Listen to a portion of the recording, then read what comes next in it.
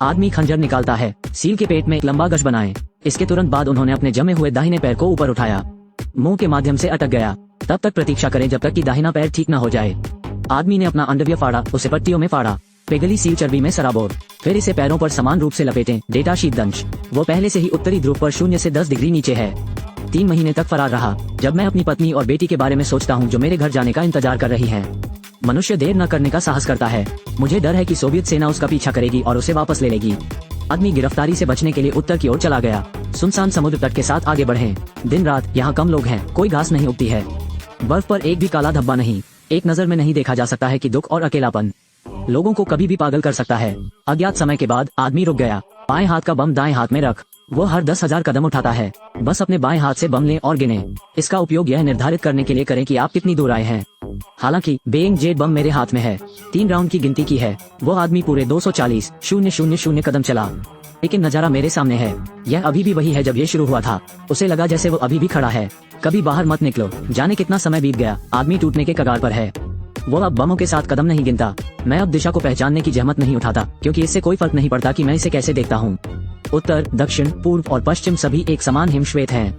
निराशा के लिए स्वयं। वो आदमी इतना हतप्रभ था कि उसने कंपास को अपनी जेब में रख लिया।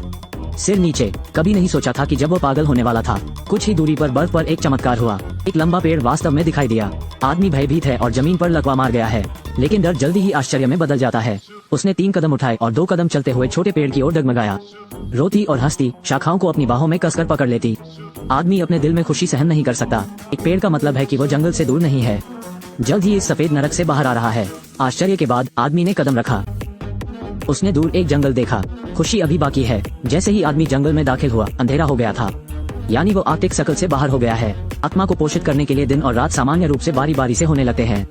आदमी जंगल में रात बिताने का फैसला करता है। हर जगह जलाओ लकड़ी है। ठंड से मरने की चिंता मत करो। वो गर्म कैंप फायर के बगल में घुस गया। तुलनीय रूप से मीठी नींद लें। अप्रत्याशित रूप से इस समय एक भयानक चीख ने अचानक उस आदमी को जगा दिया। उसने होशपूर्वक अपनी आंखें खोली। 2 खतरनाक अजनबी मिले। मेरे सामने खड़ा होकर खुद को निहार रहा हूँ। वो आदमी घबरा गया और तुरंत जमीन से उछल गया। पिस्तौल को कसकर पकड़कर उसने भागने के रास्ते की तलाश की, लेकिन उसने इधर उधर देखा, लेकिन मैंने पाया कि छिपाने के लिए कहीं नहीं था। हालांकि जब आदमी नुकसान में होता है। बाईं ओर का मोटा आदमी अचानक जर्मन बोलता है। पता चला कि वे सोने के खोदने वाले और शिकारी थे। रात में शिकार करते समय आग की रोशनी देखना, इसलिए मैं यहाँ जांच करने आया हूँ। कुछ भी दुर्भावनापूर्ण नहीं है, लेकिन कोई आदमी खोखले शब्दों पर विश्वास करने का साहस कैसे कर सकता है। उसे ऐसा देखकर मोटे आदमी ने फिर कहा, कल एक बर्फीला तूफान होगा। यहाँ डेरा डालने से एक साथ चलना ज्यादा सुरक्षित है। लेकिन उस आदमी ने फिर भी मना कर दिया। दोनों शिकारियों ने अपना मजाक उड़ाया और उन्हें मुड़कर छोड़ना पड़ा। हालांकि दूसरे दिन तक उस आदमी को निराशा में पता चला कि शिकारी ने झूठ नहीं बोला था। एक भयानक बर्फीला तूफान जंगल से गुजरता है। उसे छिपने की जगह नहीं मिल रही है। मैं केवल तूफान का सामना कर सकता हूँ, लेकिन प्रकृति की अथक ताकतों के सामने आदमी की इच्छा शक्ति कितनी भी मजबूत क्यों न हो, उसे उल्टा उड़ा दिया गया।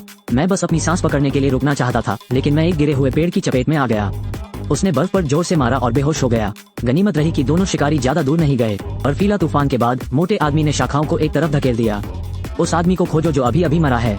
मुस्कुराकर उससे कहा, अब तुम्हें मुझ पर भरोसा करना चाहिए। इसलिए आदमी को अपने गार्ड को कम करना पड़ा। उनके साथ चलकर तीनों एक दूसरे को सहारा देते हैं। दिन में दौड़ना और रात को विश्राम करना। वास्तव में अब कोई खतरा नहीं है। अलग झपकते ही आधा साल बीत गया, लेकिन आदमी को घर जाने के लिए लंबा रास्ता तय करना है।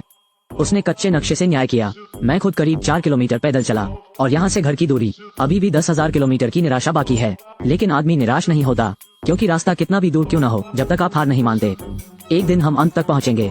हालांकि सड़क का अंत है, लेकिन मानव प्रकृति का अंधेरा कभी खत्म नहीं होता। इस दिन हम तीनों ने जिस बेड़ा की सवारी की, नदी में तेजी का सामना करना, आदमी और पतला औरों को हिलाने के लिए संघर्ष कर रहा है।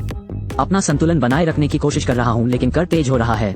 मोटे आदमी ने अपनी पकड़ खो दी और उसे तेज नदी में फेंक दिया गया। मेरा सिर चट्टान से टकराया और बेहोश हो गया। आदमी बिना किसी हिचकिचाहट के पानी में कूद जाता है। मोटे आदमी की तरफ तैरने के लिए अपनी जान जोखिम में डाली। उसे सतह पर खींचो। मैंने इसके बारे में नहीं सोचा, बस जब वे दोनों तट पर पुताई पर चढ़ गए। पतले आदमी का मदद करने के लिए रुकने का कोई इरादा नहीं था। वास्तव में बेड़ा का समर्थन किया और अकेले ही दूर चला गया। एक बेड़ा के बिना एक आदमी केवल मोटे आदमी का पीछा कर सकता है। एक गहरे पैर और एक उथले पैर के साथ जंगल में खड़ा होना। उसे विश्वास ही नहीं हो रहा कि आधे साल से जो दोस्त दिन रात साथ हैं, यह इतना स्नेही और धर्मी निकला। लेकिन मोटा आदमी हैरान नहीं होता। हल्के से समझाओ। दुबले आदमी को इस बार बाहर जाने पर सोना नहीं मिला, इसलिए वो वापस नहीं जाना चाहता। इसलिए उसने उन दोनों को किनारे पर फेंक दिया और खुद फिसल गया। दोनों बात कर रहे हैं और जल्दी कर रहे हैं। जल्दी से नदी के किनारे एक शिकारी का आवाज ढूंढो। अप्रत्याशित रूप से पतला आदमी भी यहाँ है। इतना ही नहीं, दोनों के उबले चेहरों को देखकर उन्हें शर्मिंदगी महसूस नहीं हुई। इसके बजाय वो मुस्कुराया और आगे झुक गया। हालांकि मोटा आदमी गुस्से में है, उसने अपना हाथ बढ़ाया और मुस्कुराते हुए चेहरे पर नहीं मारा। इसके अलावा पतले आदमी ने आत्मविश्वास से समझाया, सबके सामान की सुरक्षा के लिए मैं खुद जल्दी निकल गया, इसलिए कोई टकराव नहीं है। ये देखकर कि मोटा आदमी मामले को आगे नहीं बढ़ाता, आदमी के पास कहने के लिए कुछ नहीं होता। मैं केवल उस दुबले पतले आदमी को घूर कर देख सकता था। हालांकि चीजें इतनी सरल नहीं है। अगली सुबह वो आदमी बस बाहर चला गया। मैंने एक नजर में दुबले पतले आदमी को जमीन पर पड़ा देखा, पहले से ही सांस से बाहर, लेकिन मोटा आदमी उसके बगल में था, बहुत शांति से विष को गला रहा था। तुमने उसे क्यों मारा? वो मेरा सोना चुराना चाहता है। ये सुनकर उस व्यक्ति ने मोटे आदमी की ओर गहरी दृष्टि डाली।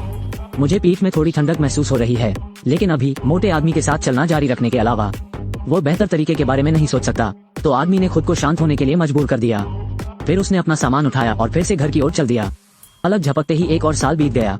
पृथ्वी पर हिमपात और बर्फ के साथ आदमी और मोटे आदमी की दोस्ती भी खत्म हो गई। मोटा आदमी सांस से बाहर चला गया और कहा कि वह अपना सामान नहीं उठा सकता। वो आदमी मदद करना चाहता था, लेकिन संदिग्ध मोटे आदमी ने उसे गलत समझा। सोचा कि वो सोने के लिए जा रहा था, तो मोटा आदमी अचानक फट गया। आदमी को पहाड़ी से नीचे गिराओ और मानवता के उनके अंतिम भ्रम को चकनाचूर कर दिया। अज्ञात समय के बाद आदमी कोमा से जागा। अप्रत्याशित रूप से उसने अपनी आंखें खोली। मैंने भूखे भेड़ियों का एक समूह देखा, मेरी ओर दौड़ रहा है। यह एक आपात स्थिति है। आदमी के पास अपनी बंदूक निकालने का समय नहीं था। अवचेतन रूप से एक पेड़ पर चढ़ो। भेड़िया बहुत भूखा है। वहीं नीचे उसकी पैंट की टांगे फाड़ दी। केवल मोटी कलाई वाला छोटा पेड़ इस तरह की उछाल के लिए कैसे खड़ा हो सकता है? जल्द ही 2 में टूट जाएगा। हालांकि बस जब आदमी टुकड़े टुकड़े होने वाला होता है, अचानक गोलियों की तड़तड़ाहट सुनाई दी। जब उसने फिर से अपनी आंखें खोली तो उसने पाया कि लहरें मिट चुकी थी। इस तरह के उतार चढ़ाव बहुत ज्यादा पीड़ा देने वाले होते हैं। आदमी खुश नहीं हो सकता। मैंने अपनी आंखें घुमाई और बेहोश हो गया। इस बार भगवान की आंखें हैं। वो आदमी फिर कभी निर्दयी शिकारी से नहीं मिला। इसके बजाय उसे दयालु स्थानीय तुंगुस्का लोगों द्वारा बचाया गया। कुलपति के परिवार की सावधानी पूर्वक देखभाल के तहत वो जल्दी से ठीक हो गया और कुछ दिन शांति से रहा। हालांकि जब आदमी ने आखिरकार राहत की सांस ली, सोवियत कप्तान जो उसका शिकार कर रहा था, लेकिन मुखबिर से उसके ठिकाने के बारे में पता चला और क्षेत्र के सभी कस्बों में वांछित नोटिस प्रसारित करें। खबर सुनकर वो आदमी बहुत बेबस था। वो अपने उद्धारकर्ता को फंसाना नहीं चाहता। मेरा कहना है कि मैं कल सुबह जल्दी निकल जाऊंगा। जाने से पहले कुलपति ने उसे उस आदमी को दे दिया। साहचर्य के लिए एक चतुर और बहादुर कुत्ता, और किसी के लिए उसे दूर दूर एक स्लेज पर भेजने की व्यवस्था की।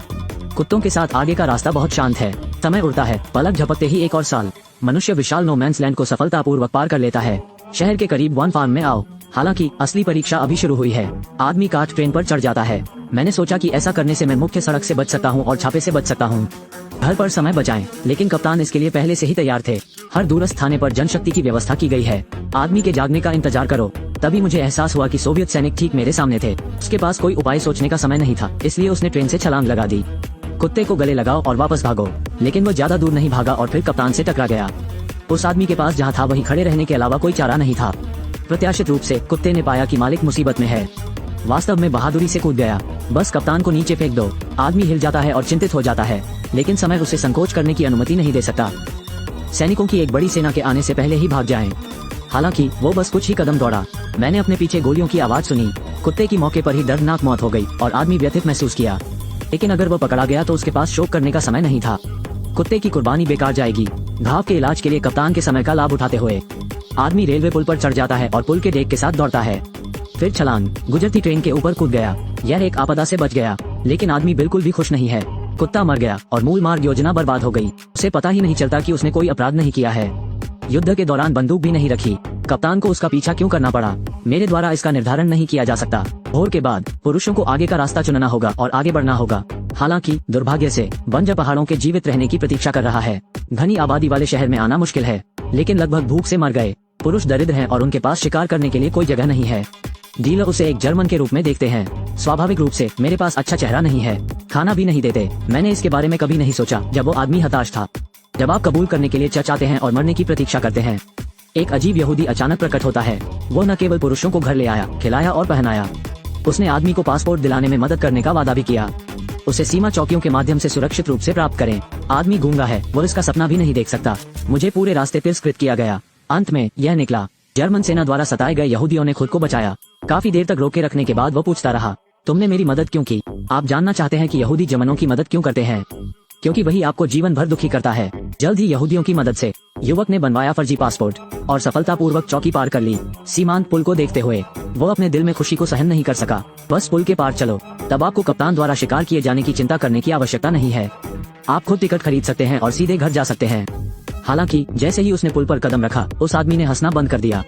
मैं यहाँ लंबे समय से इंतजार कर रहा हूँ। यहाँ दोनों सिरों पर संतरी पद है, बीच में 10 मीटर ऊंचा पुल है। चाहे वो कितना भी भाग्यशाली और साहसी क्यों ना हो, जिंदा छोड़ना असंभव है। आदमी अपनी मुट्ठी भींचता है मानो विरोध करने की कोशिश कर रहा हो। कप्तान की चंचल आंखें, लेकिन यह उसकी मनोवैज्ञानिक रक्षा पंक्ति से पूरी तरह टूट गया। थोड़ी देर के लिए रुक गया। उस आदमी ने आह भरी और चुपचाप सिर झुका लिया। मैंने सोचा था कि मैं यहाँ आकर अपने परिवार के लायक बनूंगा। ये पकड़े जाने लायक है। लेकिन बस जब वो हताश था और अपने भाग्य को स्वीकार करने के लिए तैयार था, कप्तान बिना एक शब्द कहे चले गए। रास्ते से हट जाना। वो आदमी दंग रह गया और अस्थायी रूप से आगे बढ़ गया। लेकिन कप्तान ने उसकी तरफ देखा भी नहीं। इसके बजाय उन्होंने कहा, मैं जीता। ये सुनकर एक आदमी बिजली की चपेट में आ जाता है। आखिरकार वो समझ गया कि कप्तान उसका पीछा क्यों करना चाहता है। बिल्ली और चूहे का ये खेल, ठीक युद्ध की तरह जो अभी समाप्त हुआ, कोई सही या गलत नहीं है, हर कोई अनैच्छिक है। कप्तान के जाने के बाद वो आदमी कुछ देर अचंभे में वहीं खड़ा रहा। बस चलते रहो। अगले दिनों में वो दिन रात पवन खाता और ओस पीता है। मैं आखिरकार क्रिसमस के समय में अपने गृहनगर वापस आ गया। लालसा पत्नी और बेटी के साथ पुनर्मिलन। अब तक आदमी 3 साल के लिए पूरे 14,000 किलोमीटर का सफर घर। अंत में पूर्ण विराम लगाएं।